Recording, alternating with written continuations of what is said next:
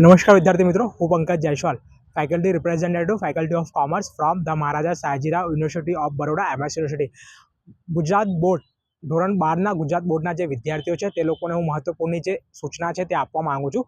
17મી મે 2024ના રોજ, એટલે કે 17મી મે 2024ના રોજ ગુજરાત બોર્ડ ધોરણ 12માં જે પણ વિદ્યાર્થી મિત્રોએ બોર્ડની પરીક્ષા આપી હતી તે દરેક વિદ્યાર્થી મિત્રોનું જે રિઝલ્ટ છે તે જાહેર કરી દેવામાં આવ્યું છે. અને 17મી મેના રોજે તે દરેક વિદ્યાર્થી મિત્રોને તેમના સ્કૂલમાંથી ધોરણ 12 બોર્ડની જે માર્કશીટ છે તે આપવામાં આવશે.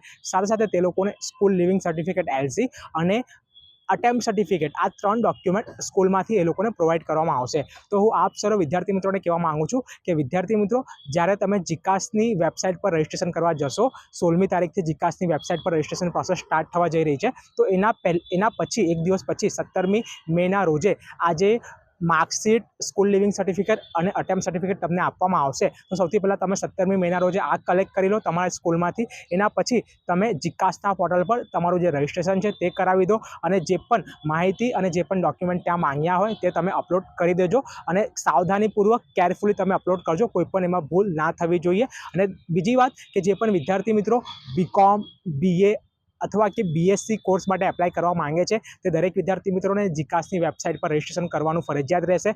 ઓલ્સો BBA, BCA અને BA LLBનું જે પણ વિદ્યાર્થી મિત્રો કોર્સ કરવા માંગે છે તે લોકોને પણ જીકાસની વેબસાઇટ પર રજિસ્ટ્રેશન કરાવવાનું રહેશે. જીકાસની વેબસાઇટ પર રજિસ્ટ્રેશન કઈ રીતે કરવાનું તેના માટે એક વિડીયો અમારા દ્વારા અપલોડ કરવામાં આવ્યો છે, તેની લિંક ડિસ્ક્રિપ્શનમાં મૂકી દીધી છે. સાથે સાથે કયા ડોક્યુમેન્ટની જરૂર છે તેની પણ જે લિંક છે અમે એ વિડીયોની ડિસ્ક્રિપ્શનમાં મૂકી દીધી છે. તો આપ સર્વે એ વિડીયોને એકવાર જોઈ લેજો અને સાયબર કેફેમાં જઈને પોતાનું જે રજિસ્ટ્રેશન છે તે કરાવી દેજો. રજિસ્ટ્રેશન કરાવ્યા પછી જીકાસના જ પોર્ટલ પર મેરિટ લિસ્ટ ડિક્લેર કરવામાં આવશે. BCom, BA અને BScના કોર્સ માટે મેરિટ લિસ્ટ ડિક્લેર થશે ત્યારે ખબર પડશે કે કેટલા પર્સન્ટેજવાળા વિદ્યાર્થીઓને એમએસ યુનિવર્સિટીમાં એડમિશન મળશે BCom, BA અને BScમાં. તો આ હતી યુનિવર્સિટીની એડમિશન પ્રોસેસની માહિતી. અને 17મી મેના રોજે જ્યારે તમને આ 3 ડોક્યુમેન્ટ મળી જાય એના પછી દરેક વિદ્યાર્થી મિત્રો પોતાનું જે રજિસ્ટ્રેશન છે તે જીકાસના પોર્ટલ પર કરે તેવી વિનંતી છે.